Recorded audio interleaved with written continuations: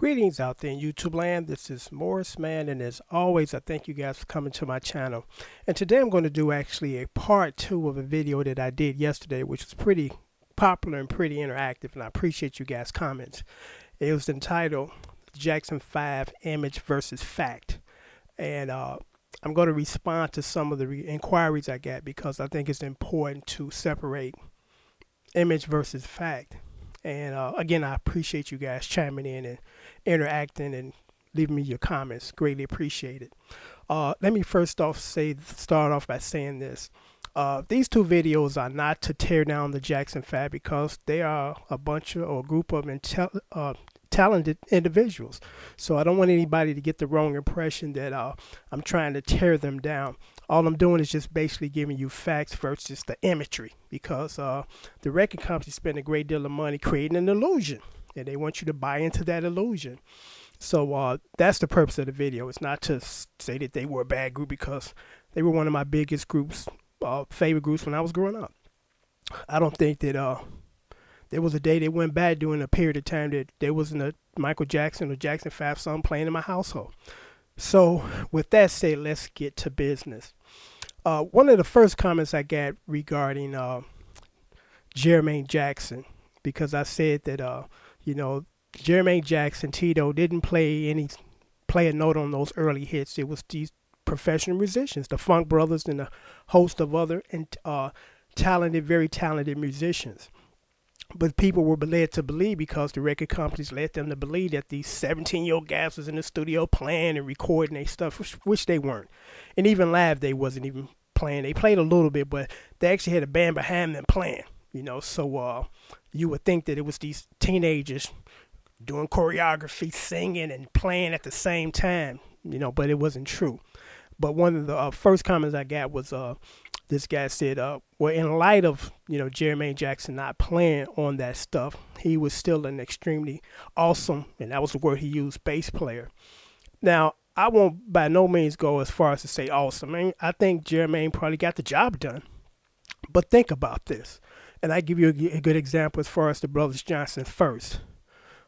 If you look at any Brothers Johnson's albums, all of them, every single one of them, Louis Johnson held down the bass responsibility 100%, meaning that every track that they recorded and released, Louis Johnson played bass. There weren't no host of guest bass players or anything like that because it clearly states this. If you got other people coming in, with the exception of keyboard players, because sometimes they use several keyboard players in one session, it says that apparently you can't hold down the fort in your respective instrument field. Because I'm going to give you a good example. I thought about the Jermaine Jackson tunes that had kind of a bass-heavy driven tune to it. And the first one that came to mind, and most people too, is Let's Get Serious, which was written by Stevie Wonder for him. And I said, that's definitely a song that when I think about it, I think about that bass line. And I'm like, so let's see if did he play that? And I'm going to read to you off of Wikipedia because I knew that he didn't play bass. I just didn't know who did.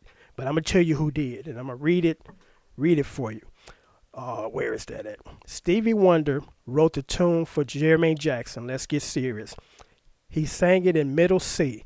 Nathan Watts, I repeat, Nathan Watts originally did the killer bass part, which was an E-flat tuning. So again, the comment that this individual made was Jermaine Jackson was a good enough bass player to tour and be a bass player musician just solely on his playing skills. So again, the question is if you have an album, you a quote unquote musician, guitar player, bass player, and you got to bring in guest players, it says a lot about your skills.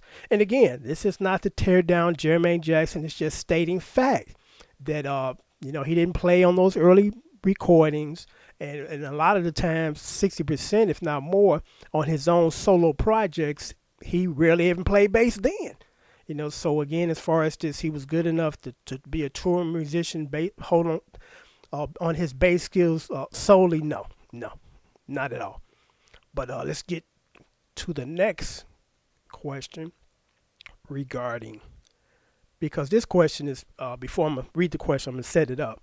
I explained, earlier in the other video that the Jackson 5 had top-notch songwriters, top-notch musicians behind them. And all of a sudden, they went on this ego trip about, we want to write our own songs. And it's like, you got the best writers in the business writing for you. What makes you think you could do better? It's kind of hilarious, but here is the response to that statement. One of my subscribers said, look at the Billboard charts of the 70s. The Jackson 5 record sales sunk after Dancing Machine, which was their only top 10 hit between 73 and 75. They wanted to go to a company that was going to get more hits on them. Motown wasn't doing it for them anymore. Here is the nature of the business.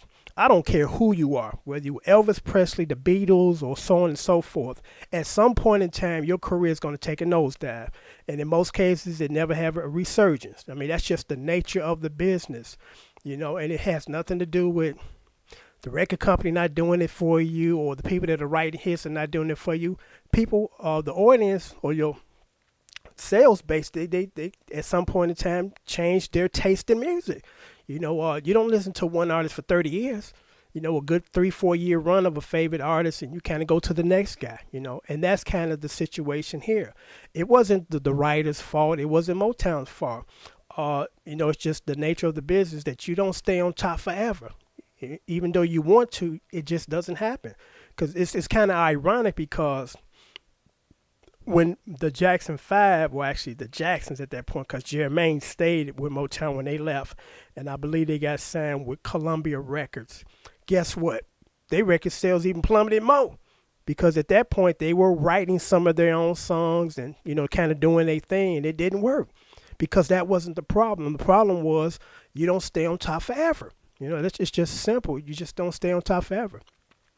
And just another thing in closing, because I don't want to overrun this video. I was telling you guys again, in the early stages when they were playing, they weren't playing. Even when they were playing live, they weren't playing, because I'm going to try to find some video clips, because I remember watching this when I was a youngster, and I actually used to laugh. And I try to find these clips and leave a link down here so you can view it yourself. But a lot of times I'm looking at Jermaine Jackson and Tito, and I'm looking at the guitar chord. There was none, meaning that their guitars were not even plugged up to their amps. So it's like, come on, this is a no-brainer. They're not playing, and they weren't playing on these recordings. The Funk Brothers and a host of other professional musicians were doing it. So again, in closing, this video or these two videos are not geared towards tearing down the Jackson 5, because they are Hall of Famers. They are a very talented group of guys. It's to separate the imagery from the facts. And that's all I'm doing here. Until next time, take care. Thanks for watching.